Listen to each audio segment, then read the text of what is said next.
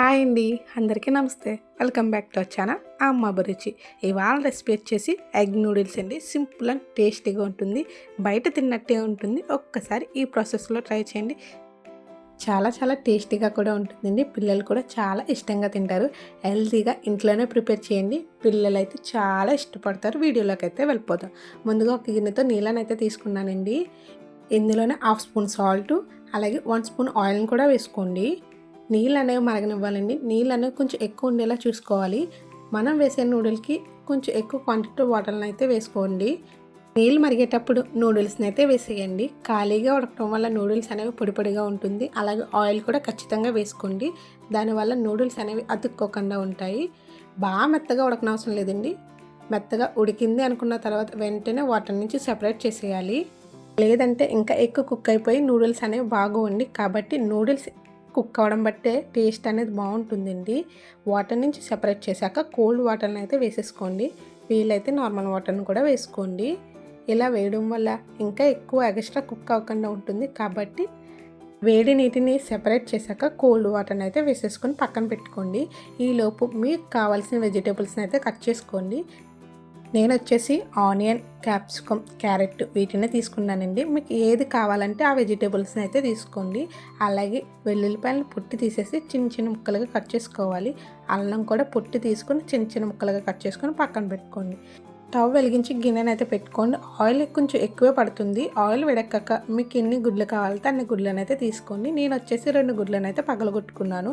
ఇందులోనే 1/2 స్పూన్ మిరియాల పొడిని కూడా వేసుకోండి.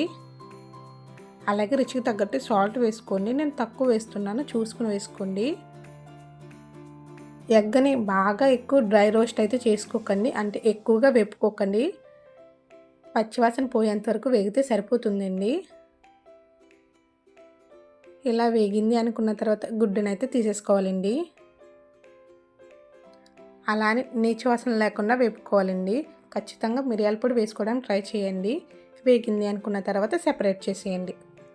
అదే గిన్నెలో ఆయిల్ ఉందో లేదో చెక్ చేసుకోండి. ఆయిల్ ఉంటే సరిపోతుంది. ఆయిల్ లేదు అనుకుంటే కొంచెం ఆయిల్ని యాడ్ చేసుకోండి. నాకైతే ఆయిల్ సరిపోయిందండి. ఆయిల్ సరిపోకపోతే కొంచెం ఆయిల్ని అయితే వేసుకోండి. ఆయిల్ వేడెక్కాక ఇందులోనే అల్లం వెల్లుల్లిని చిన్న చిన్న ముక్కలుగా కట్ చేసుకున్నాం కదండి, వాటిని అయితే వేసేసుకోండి. చాలా చిన్న చిన్నవి కట్ చేసుకోండి. అవి కొంచెం వేగాక వెజిటేబుల్స్ని అయితే వేసేసుకోవాలి. క్యారెట్, క్యాప్సికమ్, ఆనియన్స్ వీటిని అయితే తీసుకున్నానండి. కావాలంటే పచ్చిమిర్చిని కూడా వేసుకోండి. పిల్లల గురించి నేను వేయలేదు, కానీ పచ్చిమిర్చి వేసుకోండి, టేస్ట్ బాగుంటుంది.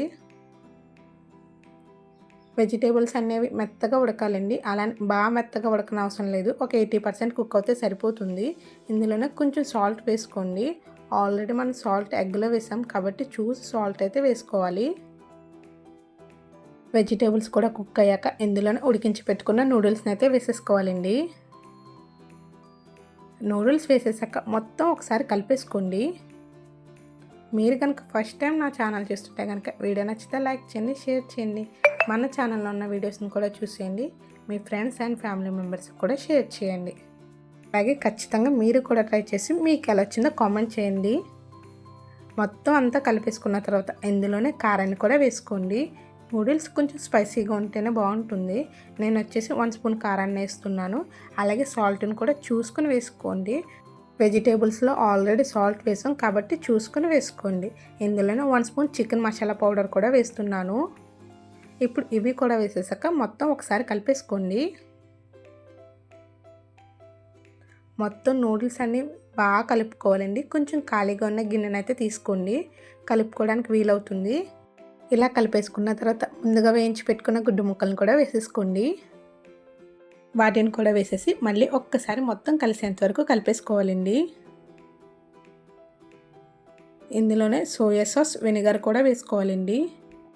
అవి లేవు అనుకుంటే కనుక నిమ్మరసాన్ని అయితే వేసుకోండి. నేను వచ్చేసి 1 స్పూన్ వెనిగర్ వేస్తున్నాను. అలాగే 1 స్పూన్ సోయా సాస్ని కూడా వేస్తున్నానండి. వేసేసి మొత్తం ఒకసారి కలిపేసుకోండి. మీకు లేదు అనుకుంటే నిమ్మరసం వేసుకోండి, సరిపోతుంది. కానీ బయట తిన్న టేస్ట్ రావాలంటే ఖచ్చితంగా వేసుకోవాలండి. ఒకసారి మొత్తం కలిపేసుకోండి. అలాగే మీకు సాల్ట్ అన్నీ కరెక్ట్గా సరిపోయేలేదు చెక్ చేసుకోండి. అంతేనండి, సింపుల్ ఎగ్ నూడిల్స్ అయితే రెడీ అయిపోయింది. చాలా టేస్టీగా వచ్చింది. మీరు కూడా ట్రై చేసి మీకు ఎలా వచ్చిందో కామెంట్ చేయండి. ఖచ్చితంగా ఛానల్ సబ్స్క్రైబ్ చేసుకోండి.